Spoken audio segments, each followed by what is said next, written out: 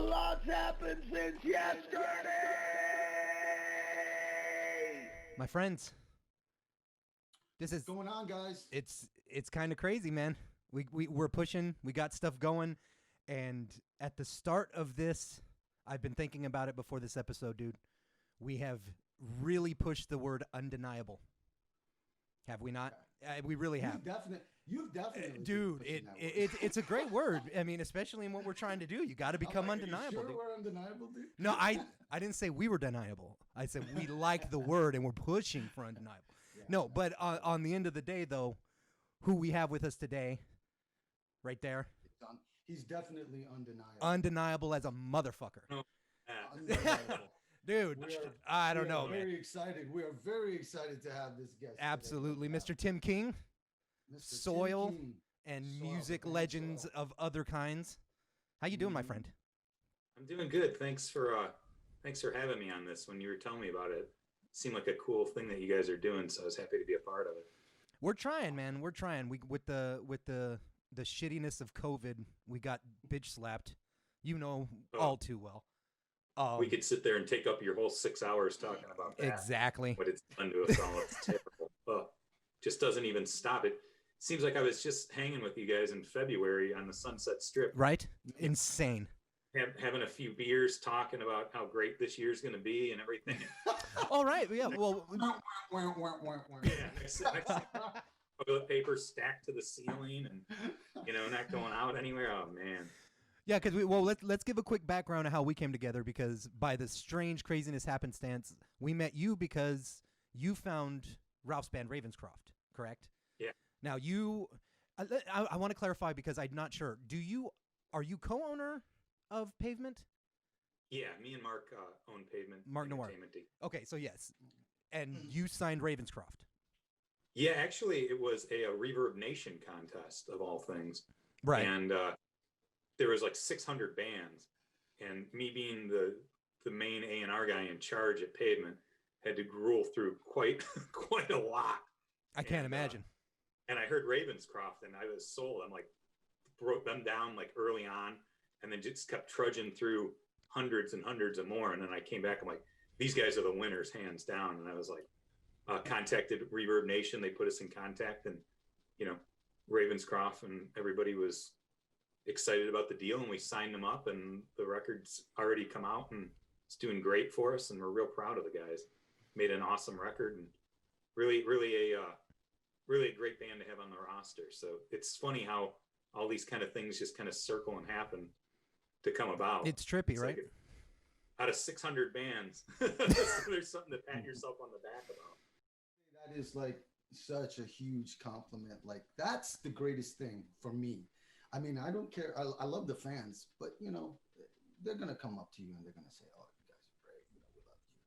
But when you get someone that's made it in the music business on a professional level, someone that's been in a band that has sold millions of copies, someone that is a part of owns a record label, someone that has been touring all over the world and has made it in the business in a big way, has a name in the industry in a big way, tells you that you are good at what you do, which is the music business.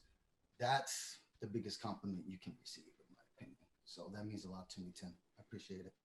No, thanks, man. It's always it always warms my heart when people who are deserving get a chance to get something like that happen and are appreciative of it. So you guys are great people. You're a great band. We have a lot of long years ahead of us. We'll have to do some touring together too once all this crap stops. So I could not agree with you more. That would be amazing. Yeah, no, absolutely. We really appreciate both you and Mark and Pavement Entertainment for taking us on. Unfortunately, COVID hit, and now we're just okay. What do we do from here? So, what do we do from here? I mean, what do you think the game plan is going to be for bands in general? Really, I mean, bands in general. My God, with music, and also the record labels and management, or anybody who is in the music business, whether it's in the forefront or behind the scenes. What do you think is the next step for us? Do you think live streaming is the way to go? What do you think? Yeah, I mean, it's so tough right now, and there's really no wrong or right answer in it because everything's changing constantly, you know. And everybody thought when this thing happened and the lockdown, it's like, okay, by summer we're going to reschedule all the shows and everything's going to come back. And I was talking to my personal booking agent, and he's like, yeah, I was talking to him back in March. He's like, yeah, we're going to reschedule everything for the summer. And I talked to him in April. He's like, oh, we're going to reschedule everything for the winter. Then I talked to him in May, and he's like, oh, 2021, spring of 2021. Now, they're talking like fall and winter of 2021 to have any like real like tours of substance coming. But I mean, there are pockets that are opening up, and we have a lot of bands on the label, like Flaw and bands like Tantric and stuff like that are out there, and they're playing these little tiny pocket markets, but they're only able to play like 3 shows, and they got to find somewhere to call home base for 4 days and then go to the next area where they can play shows. And it's half capacity, quarter capacity. You have to be careful of spreading things. It's just really scary out there. So I mean, certain bands are able to trudge it out, but they're making a fraction of their guarantee. They can only play a couple of shows, and they're power to them for doing it. I couldn't feasibly do it the way they're doing it. But I mean, that seems to be the only thing that you can do right now to continue to go on with shows. But as far as things coming back, it's going to be a while. What we've found a lot of bands doing, and what we've been doing as a label too, is we've been turning to social media and Spotify and video and things like that, and trying to get that awareness up. And because people now they're trapped inside their house more than ever, although some things have opened up and they're able to go out. There's still not a lot of things going on, so people have turned more to watching Netflix and cable and discovering video on YouTube and listening to music more and more. So us as a label have kind of turned the gears to where, since our bands can't necessarily tour, we're going more and more into other avenues of getting them to do lyric videos, or if they can get in a room and do a video and promoting that, and releasing multiple songs and putting some promotion behind it and stuff. It's still tough because for so many bands like yourselves too. I mean, when we were talking about just Ravenscroft and our plans for 2020, we had all this touring put together, and we were going to stop in and have you visit radio stations and have press come out and do all these kind of things that you can do when you're in the people's faces and drop-ins, and all that's just kind of out the window. And with jobs going away and income going away, it's just things have just shrunk so much more. So I think it's one of those things where we're all kind of on this life raft together, trying just to have to navigate the best we can. I mean, it's driving, me wearing 2 hats, the music industry side and also being in the band side. It's like, this is the longest I've been home for 10 years, longer than that. I haven't played a show or been anywhere since February, since I saw you guys last. And, at first I'm like, oh, this is going to be great. Sit back, don't work on it. But I forget how much I've traveled and how many things I've done just for the, not only the band, but the label side of things, and going out and looking at, seeing new talent and talking to our bands and going and seeing them play and stuff. And it's driving me up absolute bonkers now not to be able to do it. But I mean, what can you do? I mean, we in my personal side, our singer in Soil, Ryan, he lives in the UK. So there's that consideration, crossing borders and flights and all that. And then, you've got to make a certain amount of money just to cover your expenses in order to do shows. And then now you're playing the capacities that are 25% of what they used to be. And people wearing masks, and you're afraid that you might get exposed and bring it home to your family. And I'm in Chicago, right outside of it, and they shut down the whole city for restaurants and bars again. I heard about that. Yeah. So, because the COVID cases were spreading like wildfire out here. And I have a few people that work in the medical field out here too, and the hospitals are filling up. So it's not an election ploy or a joke by any means. Right. It's pretty serious. And, again, 8 months of wearing masks and gloves and all this stuff. Some people were throwing their hands up being like, I'm done with this. But, although they're done with it, the virus isn't done with us. Yeah. No, that's true. Well, and that's unfortunately, Sorry, go ahead, brother. I mean, Yeah, it's just unfortunately it's just a lot of things like you guys are doing right now. The three of us having a conversation is wonderful things you can do where you can't play shows, and allows for some interaction and at least us to keep active. But the main thing is just my advice to bands is just keep plugging your social media and kind of ride it out. There's not a ton to do, but there's other things to do, and just keep trying to spread the word and keep a positive attitude and do things like you guys are doing, like a podcast or like a Facebook Live and stuff, to where you can engage with people and talk about this sort of stuff. It's good therapy, and it also gets the word out about music and everything that's going on. Right, because we talked a while ago, and you had mentioned a couple times that content is really king in this industry at this point. You just got to get out there and pump away. And with COVID shutting us down, Ravenscroft can't go on the road. They can't do anything to push. We got shut down right when they were getting ready to push, right when they were getting ready to release the album. But then I'm just worried about, bands just starting out. How many clubs are they going to come back to? You know what I mean? Like, there's plenty of bands that have a good foothold, like you just said, and are having to take a step back and play the clubs again to keep going, which shoves them down the list, which is how it should be, seniority being what it is and demand. But there's so many clubs, just local clubs, that are going to close down. Then where is the outlet for really up and coming bands to make their bones, if you will? I think that's going to be a rough one, dude. That scares the crap out of me. Rightfully so. And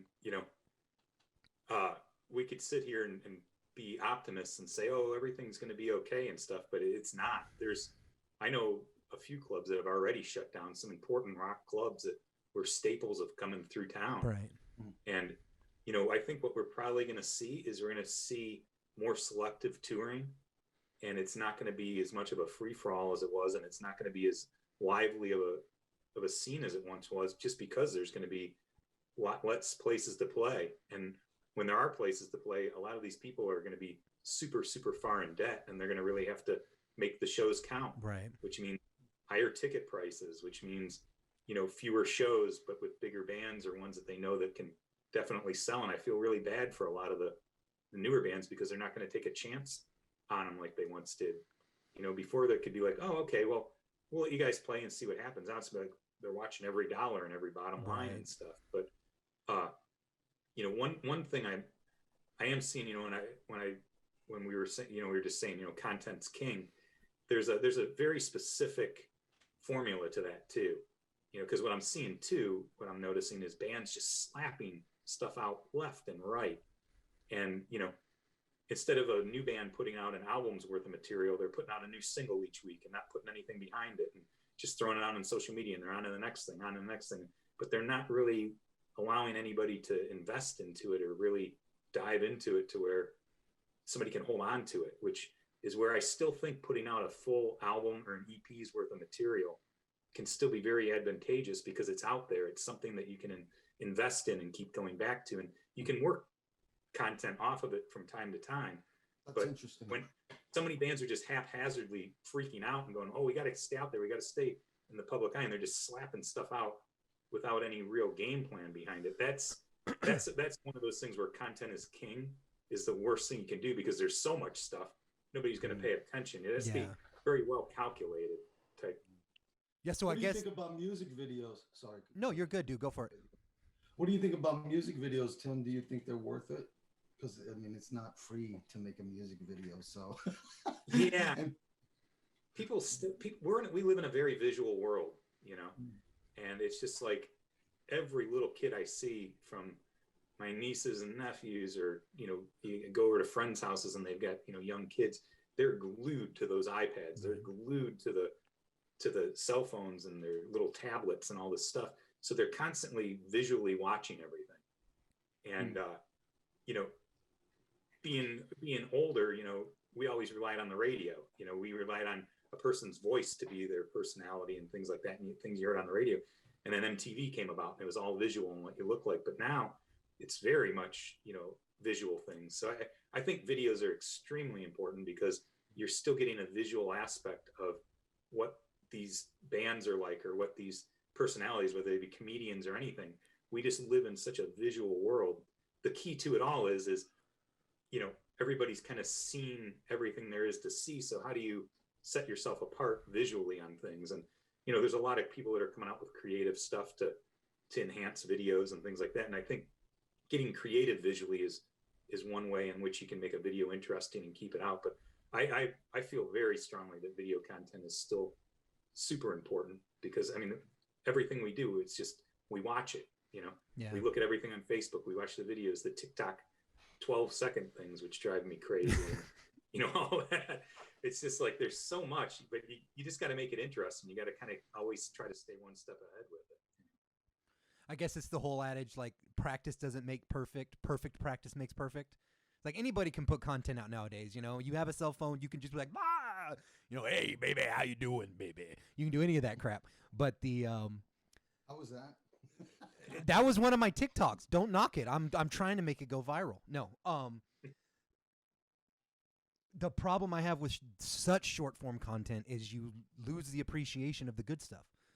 You know, like you said, with so many people throwing out singles all the time, I think there's a place for singles. You know, if you want to keep some momentum, or say you're working on an album. I think the Struts did this just recently. They put out their album and then they stayed on the road but threw out a single, and then kept the tour going on that single. Okay. But to just constantly put out mediocre content ain't going to do you shit. You know, I mean, you don't want to be known as he's the okay guy. I would rather be known as he puts out content every once in a while, but God damn it, is it good? And I think there needs to be more of that, you know. And, you know, bigger bands can get away with, you know, putting out one song where they're, you know, working on material and stuff like that, because they have their back catalog and stuff like that. And, right. You know, but for newer bands and stuff, I couldn't tell you how many submissions that we get, you know, at the label and stuff. And they're like, oh, we just released this record last week or a month ago, or, you know, we just put out these songs and stuff. And you know, what runs through my head is, well, why are you shopping this to me? Yeah. We're a record label. We're supposed to put these things out for you and work it for you.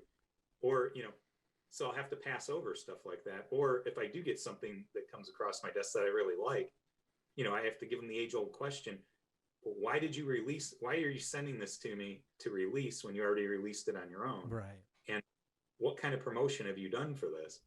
And they're like, oh, well, we just put it up on, you know, Spotify and iTunes and put a couple posts up on social media. And it's like, well, what's really the point? It's kind of like one of those age-old questions. If a tree falls in the woods and nobody's there to hear it, does it make a sound? Yeah. You know, if you're just going to slap something up, it's the greatest thing on the face of the planet. But if nobody's going to listen to it, or exactly. Point, you know? You've been I mean, satisfaction, I guess. Well, you've been recording and playing for a fucking long time, right? Did it ever come down to just having one good song and now you've made it forever? I mean, I understand the one-hit wonder thing is a thing, but I mean, like you said, how important is the song versus the promotion behind it? Like, is it better to have an okay song with a fuck ton of promotion, or do you really want a powerful song with some okay promotion because it'll take it over itself? Well, the best thing to have is an awesome song with awesome promotion. Oh, yeah. Yeah. Yeah, of course. I could see that. I mean, you know, there are a lot of mediocre songs that have had a ton of promotion that have made it. Right. But, you know, if you think about that, you know, over time, those songs kind of just fall by the wayside and everybody forgets about them. And, you know, they just look at it as a novelty for the time. But if you have a really good song that sticks, you know, into people's heads and stuff like that, it'll last forever, you know. I mean, there's so many bands that have songs that maybe they haven't had hits in 10, 15 years, but they still have those one songs that really resonated to people, and they'll last forever. So, I mean, bottom line is you have to have a great song, you know, regardless of promotion. A great song is a great song.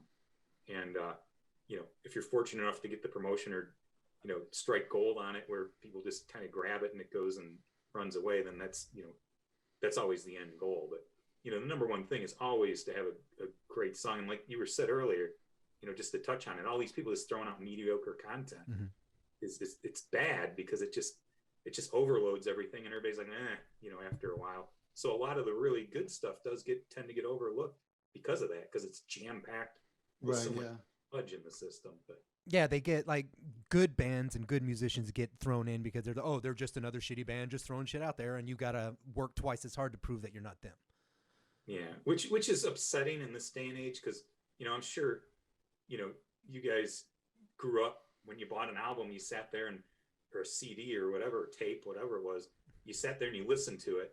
Then you sat there and you just looked at those liner notes for hours, and then played it back and looked at the lyrics. And then you got into what the album cover is like and what this band looks like. And then you had to wait until a new magazine, whether it be Rip or Metal Edge or Hit Parade or whatever, came out to where you could see these guys and read interviews. But now it's just like, you know, you can see what these people are eating for breakfast. And if, you know, if they have to take a piss, you know what time of day they're going to take a piss. And it's just like the mystery and the rock and roll excitement, it's gone in many ways, which is why I think some of these bigger bands and older bands that are ancient are still out there playing. Like, I mean, Joe Perry and, you know, Steven Tyler, they don't put what they had for breakfast up on YouTube or TikTok. Yeah. You're still wondering, are these guys waking up in a coffin and drinking goat's blood for breakfast?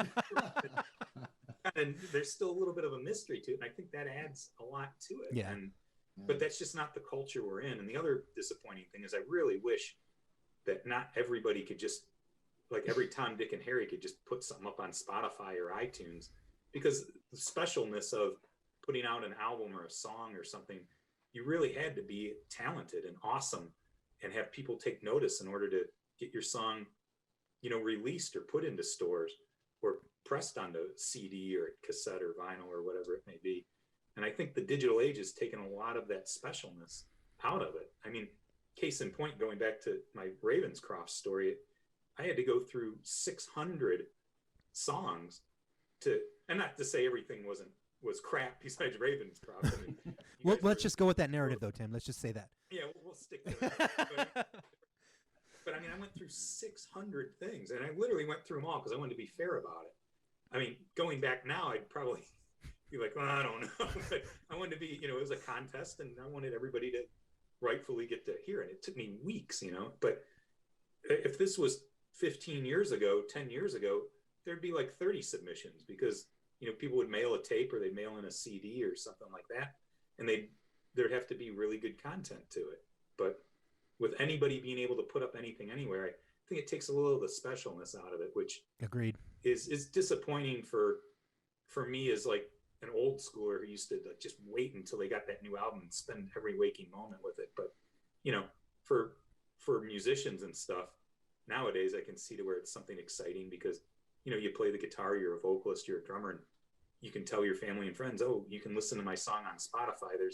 There's that bit of, you know, I can be special too, but it gets back to that thing of where, you know, instead of first, second, and third place, it's like everybody gets an award type. That, and I think that's the biggest thing that drives me crazy with it is, you know, when me and Ralph were doing Ravenscroft, we're doing Serpent Underground. We were pushing during that time, and I know that feeling. And my concern when a lot of the bands in LA were complaining about all the pay to play was going on, and my concern at the time was if anybody can pay a club money to get on stage, then what would make it so special to get on that stage, you know? And I was afraid it was going to kind of lose that luster and that dreaming. What's the word I'm looking for? The smoke and mirrors of it all, the fantasy of rock, you know? I mean, like you said, last time we saw each other was when you guys played the Whiskey, and I can't tell you the last time I was in that room or stood on that stage, but the minute I walked in, there was that, oh, God, I miss this, you know? And I fear with the technology and the way things are going, we're losing all of that because everybody just expects, just tell me what you're doing and how it's done. I don't care. And it's like, well, where's the magic of it all?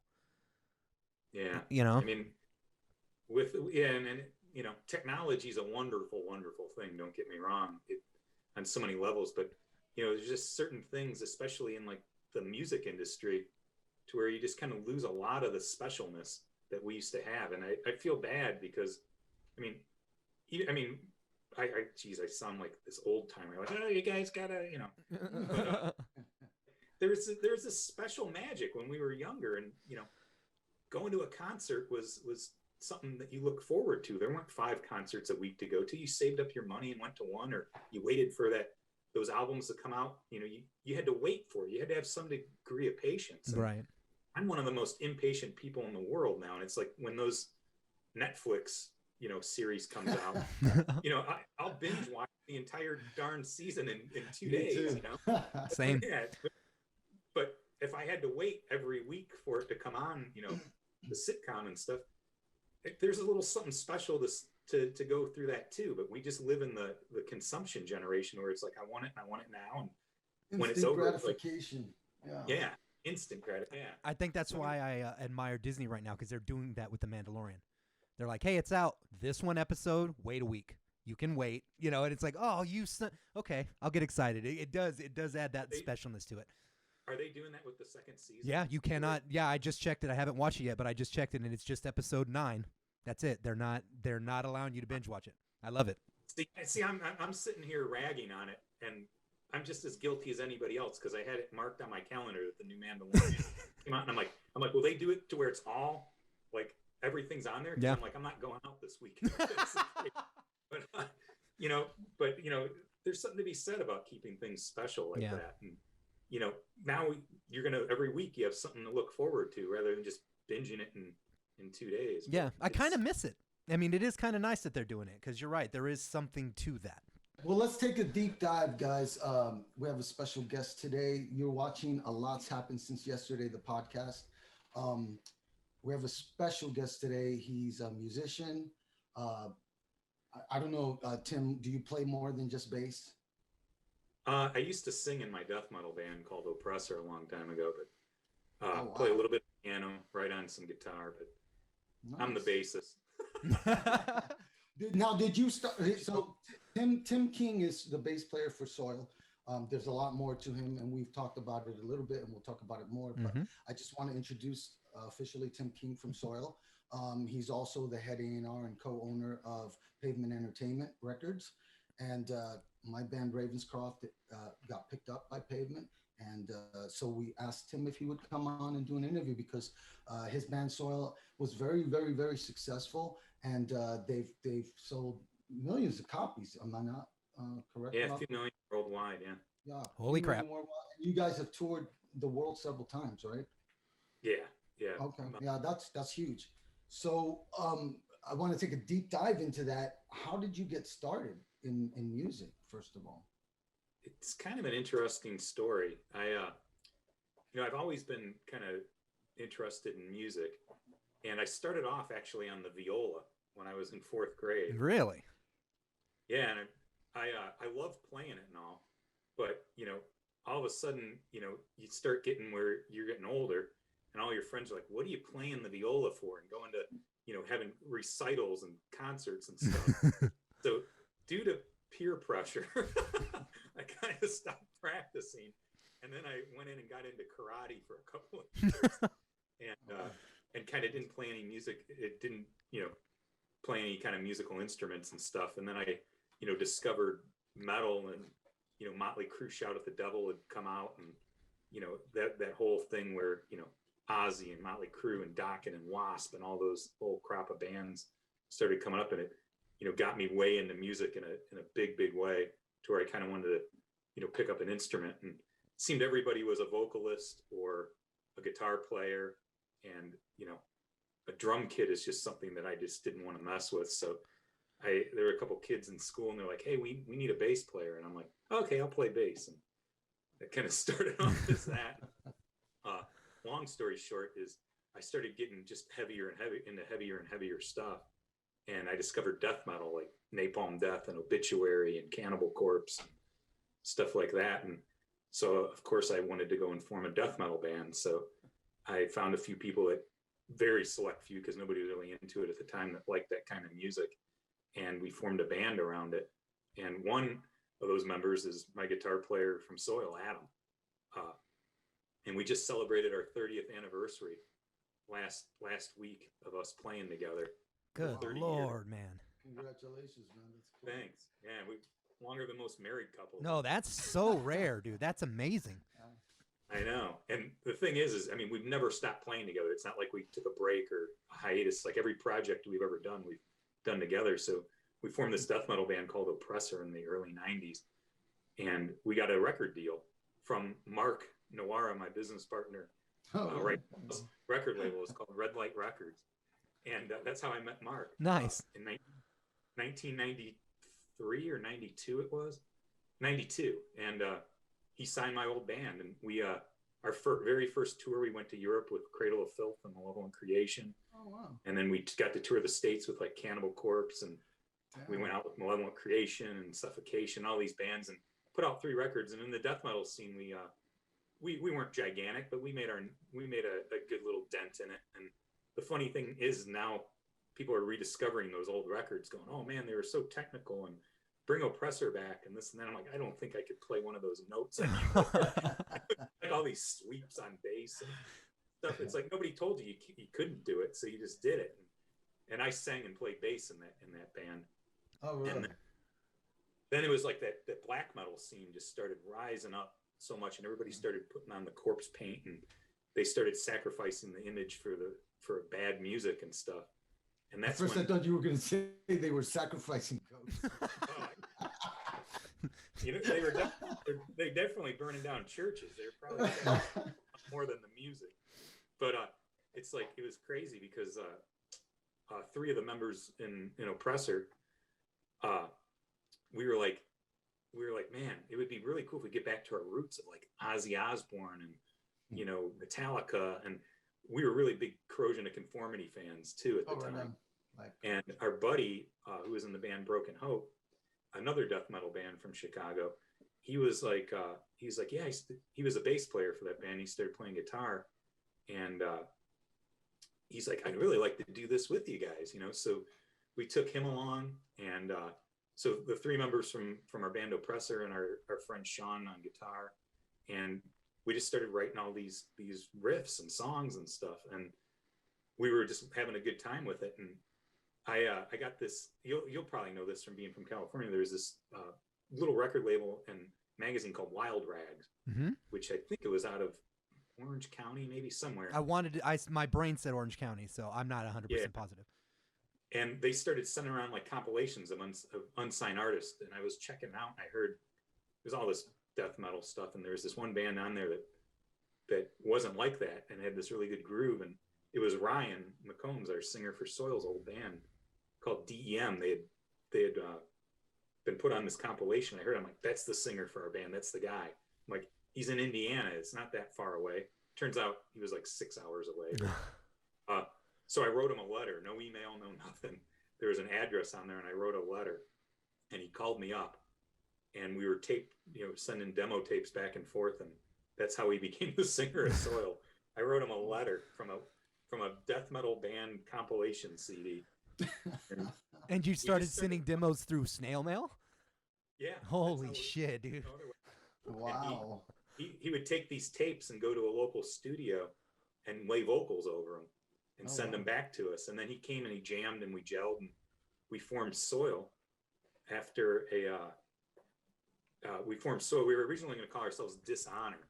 And then we formed Soil out of that, and we were just it was supposed to be just fun, just us just playing outside of our death metal bands who were touring and still doing things and making albums. And our first show we ever played in Chicago, we opened for Incubus right before they blew up, and it was sold out. And we just started building this fan base, and we just kept getting bigger and bigger and bigger on the scene. And then we got this little small record deal from this label in New York, and we put out our first album, Throttle Junkies. And then we decided, we needed to get a little bit heavier and change the image because we looked a little too stoner rock at the time. And, we got more to our roots of heaviness and down-tuned the guitars down to A sharp, which was the stupidest thing you could ever do as far as keeping a guitar, a bass, or something in tune while you're recording in the studio. Oh yeah. Just insanity. Trying to keep those things in tune without putting basically tow cables on his string. We got together, and Johnny K, the producer, he was like, I really like what you guys are doing. I'd like to work with you on 3 songs. And, Halo was one of them. And he crafted that. And at the time, there's this thing called demo diaries that you could send your music into. And if they liked it, they'd post it online. And A&R guys from record labels would go out and post that sort of stuff. They would listen to it. And this A&R rep from Atlantic Records had called us up. He said, listen, I'm down in Florida. I'm a newer A&R rep to Atlantic. I really see something here, but I used to work for this radio station called WJRR, the big station down here. Would you guys allow me to play this to see if there's anything there, and sign a first right of refusal letter with Atlantic, saying that, you know, if this thing does well on this song starts doing well on the radio and they get a feedback from the station, that Atlantic would have the option of putting a contract on the table. And a couple of the guys in the band didn't want to do it. And I just remember our lawyer at the time was like, guys, the worst thing you're going to get out of this is a deal with Atlantic. So, you know, why are you so stupid? Sign the damn first right of refusal. So, you know, we did. It just blew up, like literally like an overnight sensation. It just one of those, you know, you did, putting a $100 chip on the roulette table on the 00 and it popped up. No rhyme, no reason. It just resonated, and literally every record, every major label started flying us out, flying to our rehearsal space. We had a bidding war going on. Wow. And, What the hell is that like, dude? Like, does that just shut your brain off? The craziest thing you could ever imagine. Yeah. I mean, I think about it now and it still feels like I dreamed it. It feels like it was like maybe I was like took an Ambien or something and was hallucinating. But I mean, we had RCA Records, J Records, Elektra, Warner, Atlantic, and I think it was those five, and then Roadrunner came in like a little bit later. So, but we had these five labels like gunning at us. And the crazy thing about it is Atlantic, the head of Atlantic at the time said, listen, even though we have the first right of refusal on these guys, a bidding war starting, and I don't want to get into a bidding war over a band. So Atlantic dropped out of and So your lawyer was wrong. You didn't get it. And then we eventually, and then, you know, an Elektra Records, that was the other one. And so the offers just kept getting higher and higher and higher. We ultimately went with Clive Davis and J Records because he was the only one out of the bunch. And this is something I was really conscious about, is everybody was like, Halo is going to be a smash hit in the United States, going to be a big single. But I was like, okay, that's great. But I just knew how finicky the United States it always was and always is. I was like, what about the world? I want to be an international band. Because I've always seen, you know, bands like Saxon and Gamma Ray and Running Wild and Halloween. I mean, bands that I'm talking now that the younger generation is probably like, who? And some of the people probably listening are who. Yeah, and if they are, fix your damn life, people. Go figure out who those are. Those bands sell out stadiums in Europe. Yeah. And I'm like, the European, once they embrace you, you're there for life.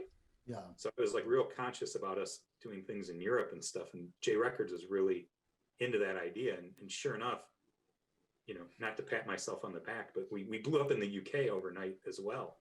Wow. And that's and awesome. that was like an overnight sensation. But that must be an amazing feeling to get that kind of response, you know, especially at that time. It was people were a lot more into music. This was before digital downloads, right? Oh, absolutely. Yeah. It was, the record had come out on tape and CD, and yeah, it was before the MP3. It was right before it. And I just remember, you know, Halo was popping in the States, and we went over to the UK to do a promo show and press. And there was like a line down the street outside of this club we were going to play, and this girl walks up with a soil tattoo, and it's like, we've never even been to the UK, and we're like, what is this? Holy shit. And it just, but the funny story out of all this is, you know, we were doing well in the US, and then we blew up in the UK, but we thought that the body of Europe was just going to be amazing. We're like, oh yeah, we're going to roll into Germany and Austria, and everything is just, we're going to be gigantic in Europe. So we go to Germany, have 5 shows in Germany, played to 15 people a night, just like a wah, wah, wah. So like, okay, well, they got to, you know, we got to build it. Everything's not going to be the UK, you know? So then we went back and we played to 30 people a night in Germany and Austria and those things. Then we got these Rock'em Ring, Rock'em Park festivals. And the time we went on, there's like 20, 30,000 people, you know, watching us play. And we're like, oh, this is great. We finally cracked the European market now. They went nuts. So we went back to those areas, 30 people again. And we're just like, do we give up on Europe? What the hell? You know, I mean, why aren't they getting it? And, but the record was selling over there. It was selling, but we couldn't draw people outside of the festivals for anything. But we dug in, and we just kept going back. And finally, those markets just embraced us. And what was so crazy about it is it just goes to show you the perseverance, and you learn why those markets have bands that lasted forever and that, you know, have dried out in other places, because you have to prove yourselves to them that you are going to show their country love and respect and keep making, you know, music and going back there and showing them love. But once you show that to them and they open up to you, they'll be there forever. Now, you know, Soil does UK and Europe all the time, and we have for years, and it's just been wonderful. You know, the United States has been kind of up and down in different pockets, and, you know, songs out at radio, you get more love, or, you know, different markets are better than others. But that European market, if you can just really go there and really show them the proper love and attention, they'll grab onto you and show it to you too. I mean, you know, here we are, Soil's 23 years old at this point, and, you know, we're still fortunate and lucky enough to be able to go back to all these places. I mean, I never thought it would last this long.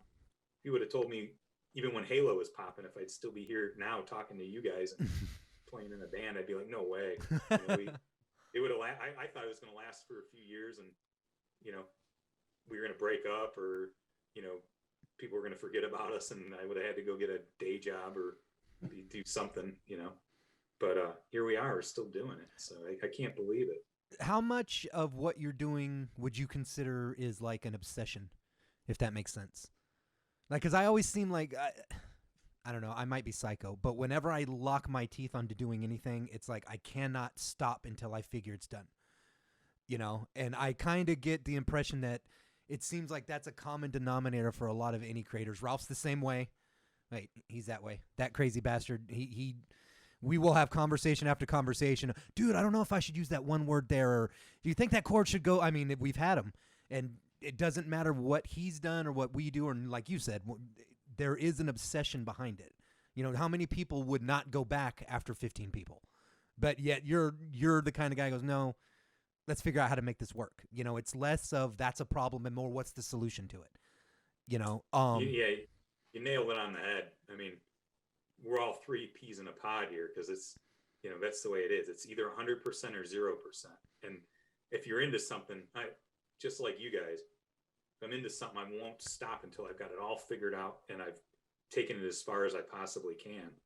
And it's just like, you know, that fire that you have. So, I mean, that's an important quality is to, you know, longevity and stuff too. And, you know, why we're all three of us are sitting here right now, you know, is, you know what? COVID's happening. You can't go out. What do you guys do? You start a podcast up. Yeah, really was. Because you don't want to say die. You know, you don't want to give up, and you don't want to sit back and be like, okay, I'm going to wait for this to sort itself out. You're going for a solution. So, I mean, it's that type of thing that really plays an important role of you know, longevity and long-term success. No, it's amazing. You never know the adversity that's coming. It's I mean, Jesus, well, look at what we're in now. I mean, if I would have you actually with Soil, because you said you guys came out just before the MP3 shitstorm. Did that rock you guys, or how did you get through that? Because I heard, like, I didn't hear anything. It was just I was around. It was incredible when Metallica got all pissed off at Napster and all of that back and forth went crazy, and you guys are making your way. I mean, that it leveled the playing field, right? Which was great for a good many people, but for the ones that were in kind of the club, I guess you could say, of having a record deal and the excesses that came with being in bands and stuff, all those just slowly went away. You know, just slowly went away over time. Like, what do you mean by level the playing field? Like getting signed and touring and stuff used to be like a really special thing. Not many people got to do it. Mm-hmm. It was something that, you know, you were in the upper echelon, even if you were on the lower part of that you got to do, and having a tour bus and things like that. And just the splendor, you know, the spoils that came with having success. I mean, nowadays there's bands that are very successful out there by, you know, today's standards, but they're still riding around in minivans and RVs. And if they're lucky, a bandwagon, maybe a bus, if they decide that they're going to eat McDonald's for the whole month. I mean, you really don't see any bands that have really like gotten back to those epic proportions where you're able to ride around. Each band member has their own individual bus, or you're able to go out and rack up a $2,000 bar tab and stuff. I mean, those overindulgences and excesses are very far and few between nowadays. And that was part of a real special type of club. And it's kind of sad not to see some of these bands that have worked really hard and done really well not to get those kind of, I guess you could say, those kind of like rewards that we were lucky enough to catch. We caught the tail end of it, right? And I wish they could experience that. It's kind of like we were talking earlier of how we wish kids today could experience holding a CD in hand and the way we had to wait to get our content and stuff and things like that. But we just live in a different world. It doesn't mean that anything's right or wrong. It's just changed. I mean, like with anything, just the way it is. It's just, I remember when the first microwave came out, it was revolutionary. It was like this dial, and I'm surprised I didn't grow an extra ear out of my head because we had one of the first microwaves when we were a kid. It's just, but technology just moves so fast now. I mean, it's just the minute you get accustomed to one thing, something else is there. Yeah. It just keeping up. I mean, just on a musical level is insane.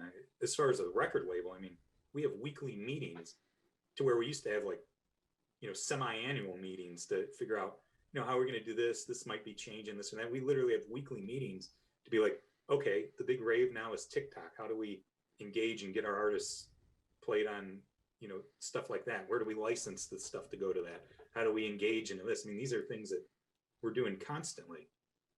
And, it's just like it's mind blowing the amount of thought that has to go into this stuff. It seems like it's perpetual catch up, if you will. How did you get into the business side of things? Because as you well know, most musicians don't get into the business side of the business.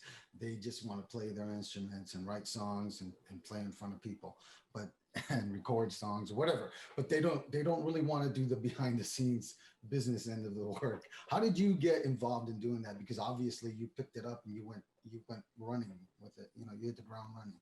So yeah, I mean, it's kind of like what you guys said earlier on how when you get into something, it's like you just want to know how every little bit and piece works of it, and stuff like that. And for me, it was the same thing. My first job in the music industry was I was interning at Red Distribution, and they were the ones that were distributing all like Earache and Roadrunner and Metal Blade and Relativity Records and Century Media and Nuclear Blast and all these labels. And they all had like all those death metal releases that I love, the thrash and death metal stuff. So I'm like, I get to intern here and get free CDs. And I knew so much about all that stuff because I was a fan of the music that the people that were running the company, they were having these meetings and stuff. And I was just rambling off sales figures and all this stuff. And they're like, you need to, screw the internship. We need to hire you. You know so much about this. You know more than some of the people here. So they hired me as a sales coordinator. So I kind of learned all that and learned the intricacies of the business and how distribution works and how retail advertising works. And I was just a kid. I was going to college and working. I was still going to college while I was working at Red Distribution. And then from there, my band got signed and, we started touring and stuff. So I ultimately quit Red, but then we had some downtime and they asked me to come back. So I even came back to Red and started working. And then I worked for this booking agent called Digger International, and I was booking some tours. And then Soil got signed, or Soil was developing. And I actually went and wasn't in the music industry for a while. I took this job at a customer service department. And at VTech, they used to do the phones and the children's toy, educational toys. And again, I had to know everything there was about that. So I rose my ranks about that, but I was making really good money. So I was able to feed the Soil machine, pay for some of our stuff. And then we got signed. And even when we were signed and still making money and putting out records and touring, I still had that, I'm interested in stuff. And I formed my own record label with a buddy of mine from high school, and we got a distribution deal through Universal Fontana, and really didn't know quite what we were getting ourselves into as far as expense wise. So we kind of dug our hole and, you know, went bankrupt in that process of just, it was just too hard at the time. But, you know, I still had soil going and stuff. And then after that, you know, me and Mark sat down and decided to get Pavement going. And we've been doing that ever since. But I've always, like you guys are saying, always been interested in how behind the scenes and nuts and bolts stuff started working of it. And, you know, just out of pure necessity with like a lot of times with like the soil stuff is I find myself more of an accountant than a bass player most of the time, because I'm the one that keeps all the books on the road and does all the taxes and writes all the checks and sends all the payment and stuff like that. So it's just like I spend 1 hour a day during soil when we're touring playing bass, and the rest is on a calculator and adding up spreadsheets, those other crap. Wow. It always seems how it is, though. Takes a little bit of the magic out of it, huh? Ignorance is bliss. Sometimes I wish I could just be that guy. It's like, oh, here, show up. We're going on tour. You know. Yeah. Sometimes I wish I didn't know as much as I do about the business, but it's the path I chose. But I still love it. I mean, even I still get super. Even just with the Pavement stuff, it's like I still get super excited signing new bands and seeing bands, you know, get hits and succeed and seeing their numbers rise, or when they get a cool tour or stuff like that. I feel like a proud parent, you know. So being on the other side of it is, I still get that excitement from it. It's still, everything I do in the music industry is still really not a job to me. It's just like me being able to do my favorite hobby all the time and make money at it, you know. So I've never looked at it as work, so to speak. So I've always kept that mentality to keep, you know, myself into it, is that I still love music and I still love seeing bands succeed. Sometimes X plus Y doesn't have to mean Z, you know. X plus Y can be anything. Right. That's why I've always taken it from this, is because what one band needs, the other one might not. So you always have to do a different game plan and stuff for each individual band, you know. It's each individual person in that band's dream, you know. So if I'm in charge of their dreams, the last thing I want to do is let them down. So we try our best. So Soil did really well, right? And you guys were signed back in the day when before the digital market started blowing up and taking over the CD sales, right? I mean, when you guys were first coming out and blowing, and Halo came out and you guys were just blowing up, CDs were popular, right? It was all CD and still cassette, and the MP3 was just starting to rear its head a little bit. You almost said ugly head, didn't you? You caught me on that. Well, but you guys probably got an advance then, huh? Because back then they used to give advances, huh? Yeah, I mean, we got one of the last of the big major label deals, and we had a bidding war going on too. Right. And it was, I mean, like I said, it was an experience like no other, and it's just something that, you know, it's still to this day I can pinch myself being like, how in the hell did all that happen? Because we were like right on the tail end of those big deals that people got, and like the video budgets. I mean, when we filmed the video for Halo, Clive Davis was like, Clive Davis was like, listen, this is going to be my first video that I've walked into MTV since I had Santana signed to my label. So, you know, he had kind of taken that pop thing and, you know, developed like Alicia Keys and all that other stuff. But the label, this was the first rock band. He goes, we need to make an epic video. So all of a sudden, you know, we fly in from Chicago and they're taking us to the video shoot. We're like, okay, you know, we go to an airplane hangar and they had rebuilt a house in an airplane hangar. That whole, like everything you see in the Halo video, that's like they rebuilt this like little 1,000 square foot house in an airplane hangar with no roof on top of it.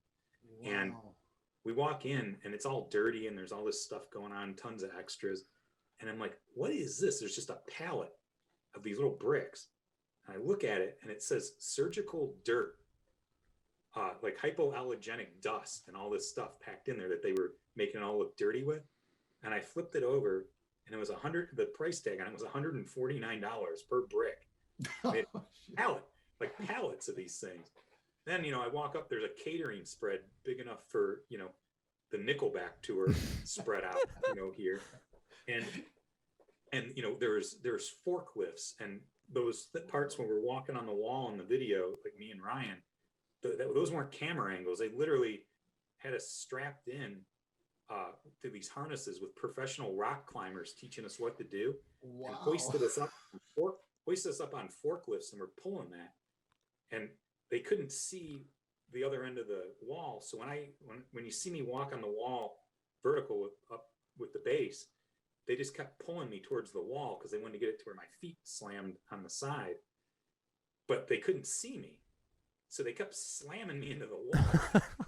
And I'm going face first with this brand new Gibson T-Bird that I had just for the video shoot, smacking into the wall. I'm like, my God, you're destroying this brand new Gibson bass I got. You're destroying my rib cage. And finally we got it right now. But those weren't tricks. Those are actual stunts that we were doing. And I guess I could say this now. Who gives a crap? The video cost $425,000 to make. Holy the shit. video, mind you. That was the cost for the video, and it was insane. I mean, that's more than some bands spend on making 5-6 records. Yeah. Yeah. And it was spent for one video back then. It just goes to show the indulgence of the time and stuff. Yeah. And again, another magical experience I'll never forget. But those surgical. I wish I had the palette of those surgical dirt now. I'd resell them. Surgical Dirt. Surgical Dirt. That sounds like a great band name. I'm not gonna lie. Surgical Dirt. But it just is. That's wild, man. It's just the basis of how insane the time was. And then and then we had the album come out on September 11th of 2001, which we all know what happened on September 11th, 2001. We were in the air. We played in Orlando, Florida the night before the album came out. Sold out show at the House of Blues, because Orlando, Florida is where that radio station WJR was that broke Halo out. Sold out show. Sold like a few thousand copies of the record in advance. At that show, like a record store actually came and scanned all the records and sold them with a cash register. Next morning we woke up, we were flying home to play out a sold out show here in Chicago at the Chicago Metro. The plane lands, and all of a sudden the SWAT team and National Guard surround our plane.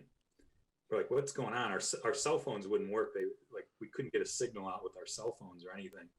The old Nokia was failing at the time, but we didn't know what was going on. And all of a sudden the pilot comes over and say, a plane has just hit the one of the towers in New York. And we're like, oh my gosh, this is before the second plane had hit. So they're saying some of these planes originated from Florida. We don't know what's going on. We're not going to deboard the plane, this and that. And then all of a sudden the second plane hit, and then they came over with that. Everybody, was hearing on the news different things. Our families thought that we were one of the planes because it originated from the airport that we had left at. So everybody's freaking out. We finally get in touch with everybody, and what a crazy day. It only rivals like the COVID type stuff. And that day I went into we get back, get back home and stuff. Our record comes out. I go to Target to buy our record, and literally the entire Target had like one person in there. Wow. Oh my Lord. Oh, gosh. And there's just like 100 of our CDs on the new release, just like new release, as seen on this and heard on that. And it's just like, there's all these CDs. I bought like 5 of them to make myself feel better. And we were really lucky that it didn't affect too heavily anything that we were doing, except for the fact that touring completely shut down for a week, and everybody was kind of scared and stuff. But luckily we didn't have any songs on the radio a song on the radio that they pulled, and like Drowning Pool got bodies pulled. Oh my gosh, I forgot all about that. Yeah. Holy shit. That's crazy. Bodies hit the floor. Man. Those guys were lucky enough, though, to have that song pop before 9/11. Like, it had already exploded before this happened. But if they would have waited just like a month or two, to have that come out, nobody might even know who Drowning Pool is right now, because Yeah. they would have yanked that song. So, lucky for them, the song had already, taken off, and the band had started to pop before they happened, but that got yanked. I mean, POD probably owes their career to September 11th, because, that song Alive was a pick-me-up type song. Yep. POD was somewhat relatively unknown at the time, and that perpetuated them into multi-platinum status and stuff. So some good stuff. And that Nickelback "How You Remind Me" song blew up. Nickelback was, this is a crazy story, but Nickelback was, if that record Silver Side Up wasn't a success or hadn't done well, because the one before that had done okay, but it wasn't really that big, the record label was saying that if that Silver Side Up didn't do something or break, that they were going to drop Nickelback. So if that song hadn't have popped the way it did, we might even not have heard of Nickelback at this point. Wow. So it's just so weird the way different things and ways of the world, to where if things never would have happened, other things wouldn't have happened. Yeah, it's strange. And, Circumstances. Would Soil have sold 5 million copies of our album if September 11th never happened? Who knows? I feel fortunate enough that we, got a gold record off of that, and did how well we did in Europe and the UK, and got a silver record in the UK off of it and stuff like that. But maybe we would have done worse. Maybe we would have done better. Who knows? It's just, you kind of look back in that stuff and you're like, man, there's just like one instance can just change your life forever. Facts. Well, in times like this, people try to get that escape too, so it does help on the entertainment side. It gives us a place to get out, which is why it sucks so bad now, because you guys can't do that. But my brain just shut off and I have no idea what I was getting ready to ask. Shit. Circumstances are everything, and I think timing is everything too. I don't know. Would you agree with that, Tim? Timing and circumstances are everything. Oh yeah, I mean that's the one thing about the music business, and the reason all of us for do the wackiest things and the things that make zero business sense in the real world is why we do them in the music industry, because there's such that certainty of anybody can become a rock star at any time, or a band can pop, or a song can pop out of any time. Sometimes you can get the whole formula with what everybody thinks is right, and just a song will just resonate to a certain group of people and take off. I mean, that's what all drives us to the music industry, because anybody can be a winner in it. Any song can take off, and there's a set formula, and you have to do certain things. But the magic of it is that at any time, just like gambling, your number could come up and you could be gigantic. I mean, all it would take, for someone such as yourself is we get a Ravenscroft song on maybe a Netflix show, which I am working on, by the way. Love it. Awesome. You get a Ravenscroft song on, like, say, a Netflix original series that just takes off. And all of a sudden they're like, who's that band that's playing in there? And all of a sudden, your song starts streaming 20 million streams and starts selling like crazy. All it takes is that little bit of stuff to make things happen. And that's the magic of this business, and why, we keep going back and asking for more, even though, at times, you get slugged so hard by this business to where every bit of logic tells you should probably stop or move on to something else. But we're just gluttons for punishment, because, as musicians, we burn to make music and that creative outlet, and let our feelings come out, and our passion come out in music, which is a release for us all, and a way for us to communicate. But number two, it's the thing of you can accomplish anything that you set out for. There's like no boundaries in music, and that can apply to everybody. Whether you're short, skinny, fat, tall, what music genre you're into and stuff. I mean, it's crazy. Look at William Hung. He became an overnight sensation from American Idol and stuff like that. And who would have thought? It's just crazy stuff like that just happens. How many people has Soil played in front of? What's the largest crowd that you guys played in front of? And was it in Europe, or was it out here in the States? Yeah, Europe. Biggest one of all time.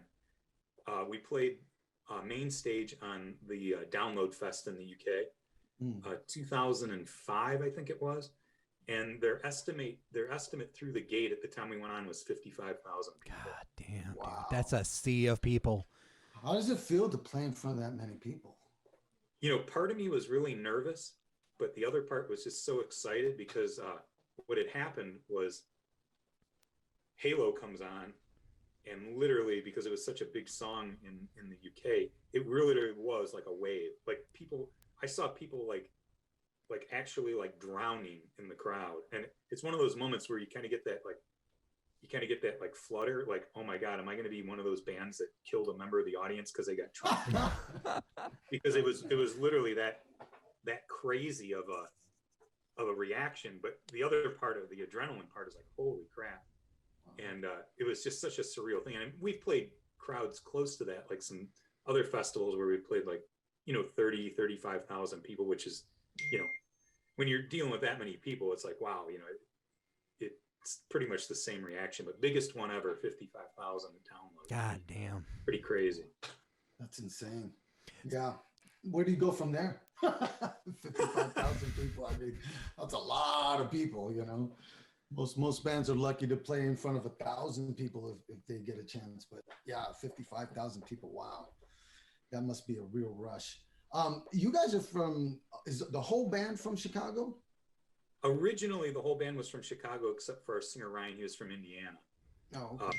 We just always, home base was Chicago, and Ryan lived here for many years too, when the band was, starting out and stuff. I mean, now we're all over the place. Ryan's in the UK. Me and Adam are still here in the Chicago area. Our drummer, TJ, he lives in Kentucky. So we're kind of spread out now, but we still Chicago home, home base. How does that work with? You guys know Disturbed? Because I know those guys are from Chicago, right? Sorry, Cody. No, it's all good. Oh yeah. You guys know the band? Are you guys friends with them, or?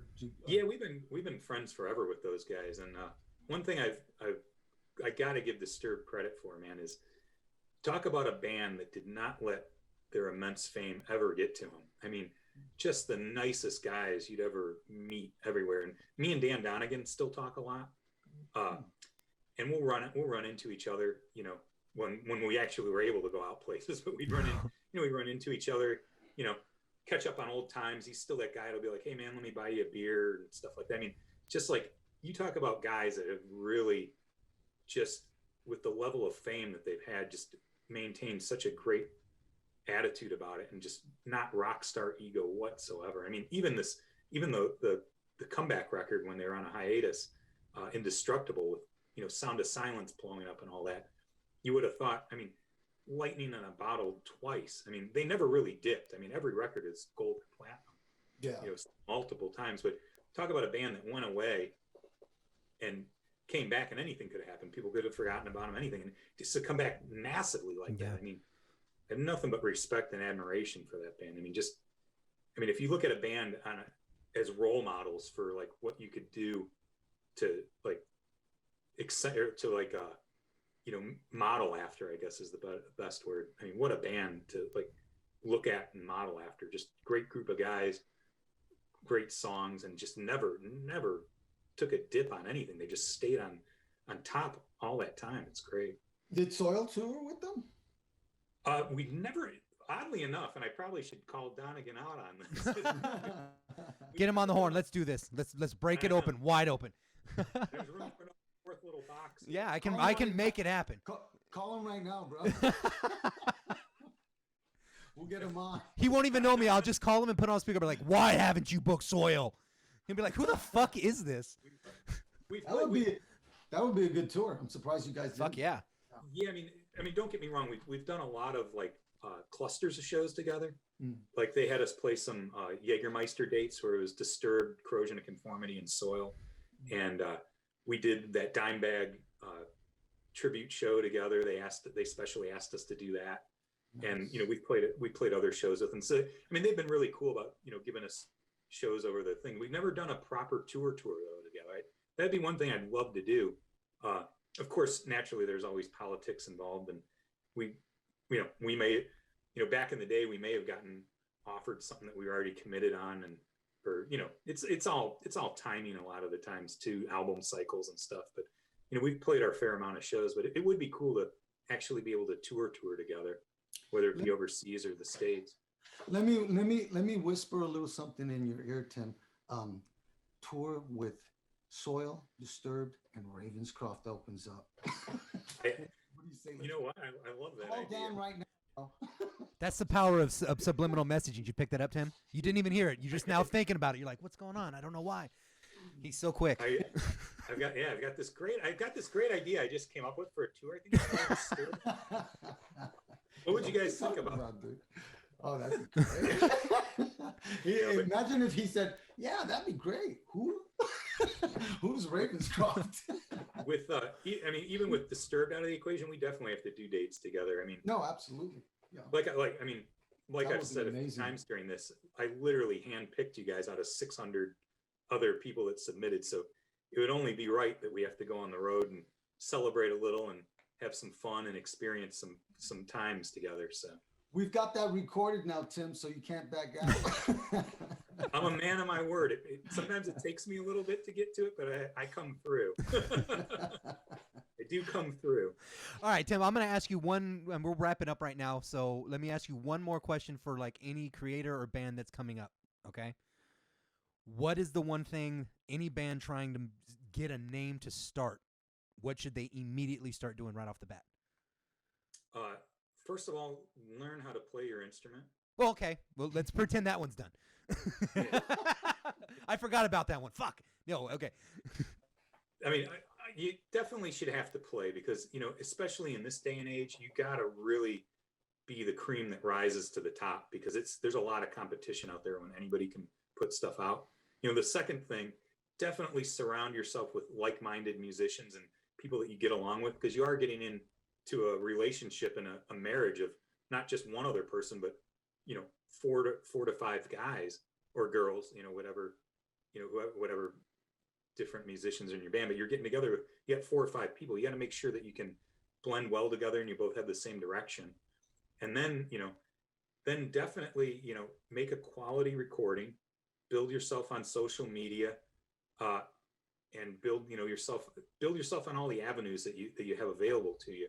But, don't go by the mentality of just that Wayne's World 2 thing, book them and they'll come, because that doesn't work anymore. You can't just slap something out and expect people to take notice. It takes a lot of hard work and a lot of effort. You gotta constantly be willing to push it and get into people's ears with it. And if you hear no, keep going back until you hear a yes, things like that. What you have to do is you have to live, eat, drink, breathe, and sleep it all the time. Even to this day, even though it's hard to make money in music and stuff, work your day job, and every waking moment after that, you got to commit to being in a band and in the music, because it's a labor of love. I didn't get to where I'm at easily, and it's still not easy. Even though, we're joking and we have the luxury of, Soil being able to tour Europe and do all these great things that we're still able to do, each and every tour we do and every show we play, on the phone with local radio stations, local press, pushing every show like it could be the last one you're playing. You got to really consistently always act like, this could be your last show that you'll ever get to do, and you got to make it count. So there's a lot of work that goes behind it. The work that we put into doing just one show, just to get the name out there and to set it up and stuff is crazy. Even if you do have some success, that's when the real work just starts. So you have to constantly keep pushing and going and moving forward and never get comfortable. That's probably the biggest thing, is never get comfortable where you're at. Always continue to better yourself and keep pushing. You got to eat, drink, sleep, and breathe it. That's the main thing. Well, let me ask you this. Do you think that the recording quality and the production and the producer that you have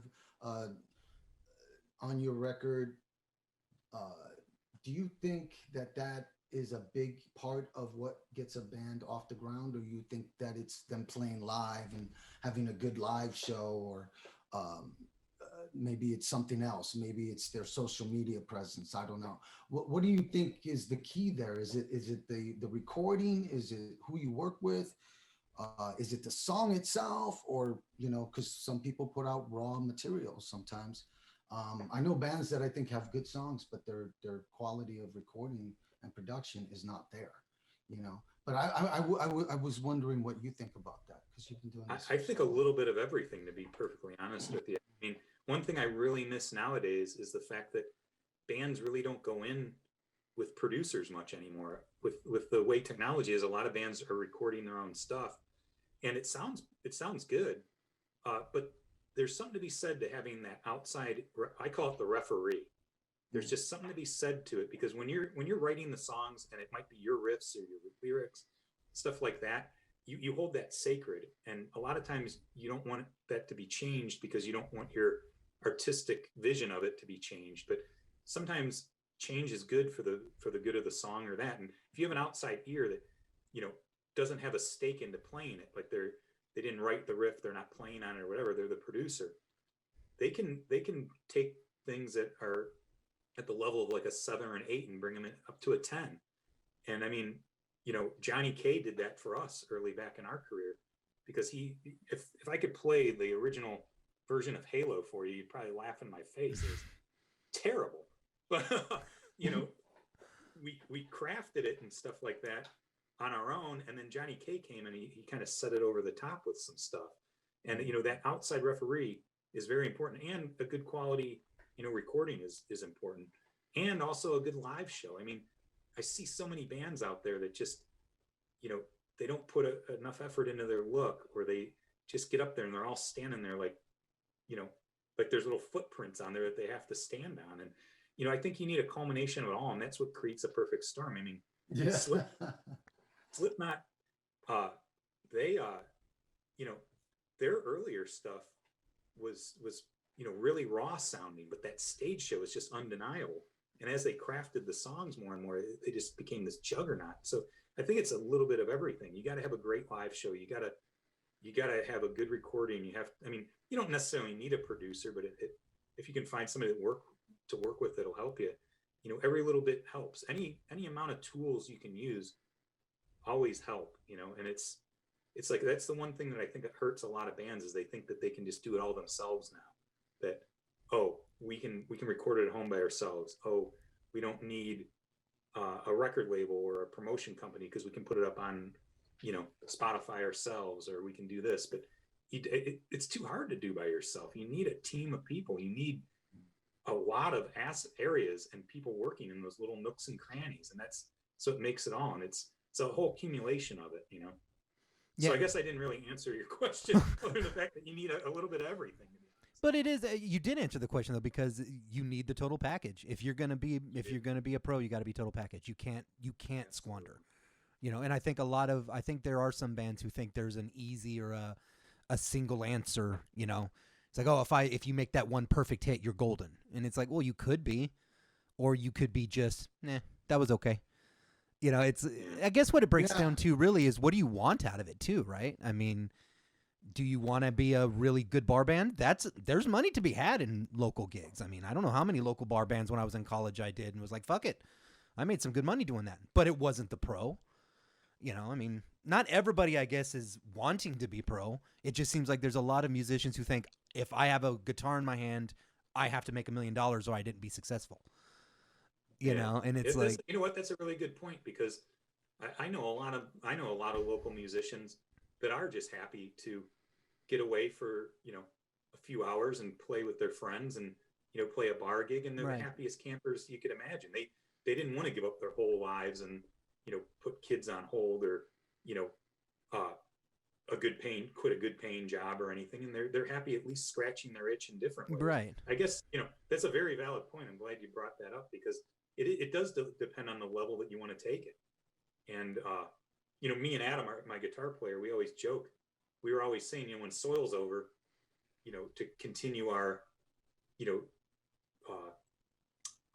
tradition of playing together for as long as we have, we'll go form some cover band and just play once in a while on the weekends, just to scratch the itch and get up on a stage and plug in an amp or something. And there's something to be said for that, because there is a lot more.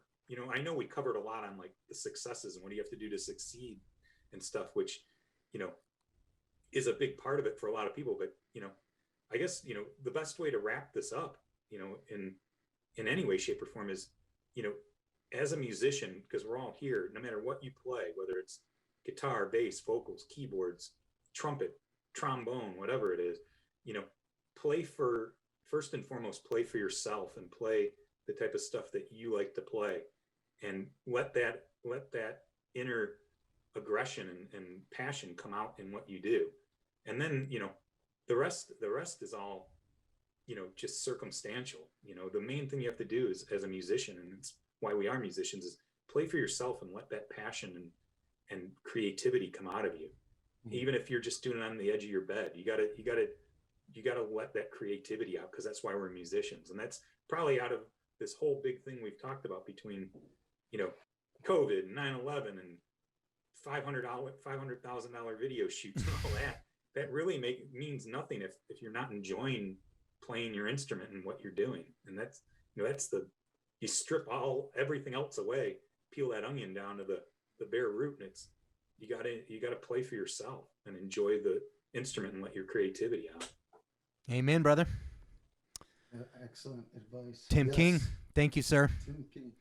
Well, thank you guys. And I got to say, the name for the podcast is like dead on perfect for everything that's going on. I wanted to say that at the beginning, but we just started talking right away. But yeah, what you guys are doing is awesome. It's great to have this kind of outlet, and any way I can help promote this thing for you guys and put on some socials and stuff, hit me up for it. And really enjoyed talking to you guys, dude. I It was can. great talking to you, Tim. It's great talking to you. You have an open door to this show anytime you need it. Absolutely, bro. Ralph, you're gonna have to say whatever you're saying again, because you just turned into robot, bro. You turned into Max Headroom. Oh, well. No, I was gonna say it was great having you on, Tim, today. I appreciate you in so many ways, and thank you. And please do me a favor, come back to this show. We want to have you on again, because there's a lot of things that we could have talked about, but you just don't have enough of it, Of course. So. Yeah, anytime. Maybe we can talk about something completely non-musical next time or something. 100%. Yeah, absolutely. Yeah. Anytime you guys want me. Okay, sounds great, Tim. Everybody out there, buy that Ravenscroft record. Yes, see through. I'm gonna put the link right there. It's gonna come up right there when I go bing here. Bing. There you go. That's going up right there. Do you guys? So do you know if soil is going to be going out like next year or something? Or I mean, we have the feelers out for everything. It's just kind of what comes and kind of how all this goes. I mean, we were even talking about doing stuff this year, but that kind of went out of the thing. We were thinking about like some drive-ins and stuff, but it didn't really pan out. We're open to whatever. I hear there's a lot of overhead with the drive-ins. But I got to make that call to Dan from the Sturb now about our tour idea. All right, buddy. Thanks, Tim. Thanks, Tim. Appreciate you, man. Thank you guys. You guys take care. It's been a pleasure. You too, brother.